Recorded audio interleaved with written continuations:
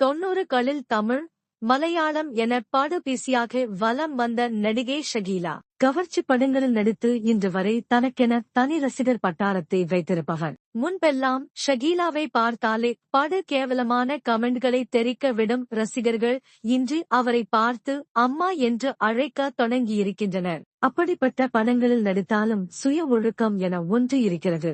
இளவரசு சொன்ன தகவல் அது ஷகீலாவின் பேச்சிலேயே தெரிகிறது. குக் வித் கோமாளி நிகழ்ச்சிதான் ஷகீலாவின் உண்மை முகத்தை வெளிப்படுத்தியது.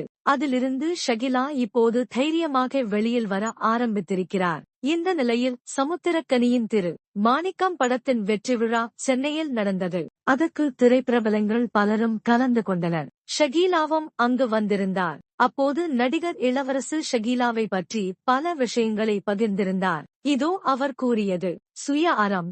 சினிமாவில் பல பேர் காலம் தள்ளுவதற்கு முக்கியமான விஷயம் என்னவெனில் சுய அறம். நம்மை நாமளே ஒழுக்கமாக வச்சிக்கிட்டால் அந்த மாதிரிதான் ஒரு சுய அறத்தில் எனக்கு ஒரு கௌரவமான தோழி என் அன்புக்குரிய ஷகீலா. எனக்கு வாழ்க்கையில் பெருமை என்ன தெரியுமா? பெண்களை பத்தி புரிந்து கொள்வதற்கு ஷகீலாவோட எனக்கு இருந்த நட்பு. அது சொல்லுவதில் எனக்கு ரொம்ப பெருமை. பயந்துட்டேன். ஏனெனில் ஷகீலா சினிமாவில் கவர்ச்சி நடிகை அப்படி இப்படி என சொல்வார்கள். ஆனால் அது எதற்குமே கோபப்படாமல் பதில் சொல்கிற அவருடைய பக்குவத்தை பார்த்து நான் பயந்து விட்டேன். எனக்கெல்லாம் அந்த அளவு பக்குவம் கிடையாது.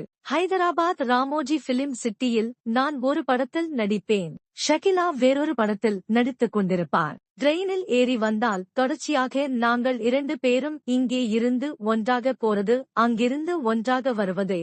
வேற படத்தில் நடித்திருந்தாலும் ஏறி பார்த்தால் கரெக்டா ரயிலில் ஷகீலா உட்கார்ந்து இருப்பார். இது கிட்டத்தட்ட பல மாதங்கள் நடந்து கொண்டிருந்தன. நிறைய விஷயங்கள் நாங்கள் பேசி இருக்கிறோம். ஒரு பெண் உண்மையை பேச ஆரம்பித்ததற்கு அப்புறம் நான் என் மனைவியை பற்றி, என் மகளை பற்றி, என் தாயை பற்றி புரிந்து கொள்வதற்கு ரொம்ப முக்கியமாக இருந்தது ஷகீலாவோட இந்த நட்புதான். அப்படியெல்லாம் யாரும் பேச மாட்டார்கள். எல்லோருக்கும் இமேஜ் இருக்கிறது. யாராக இருந்தாலும் நம்மை பற்றி தவறாக நினைத்து விடுவார்களோ என்ற ஒரு முன் ஜாக்கிரதை இருக்கும். நான் இதுதான். நீ என்னை எப்படி வேணாலும் எடுத்துக்கோ.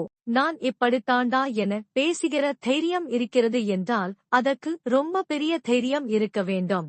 ஆனால் அது தைரியமா விழிப்புணர்வா என எனக்கு பெயர் சொல்ல தெரியவில்லை. அப்படி ஒரு தோழி ஷகீலா என இளவரசு அந்த மேடையில் கூறினார்.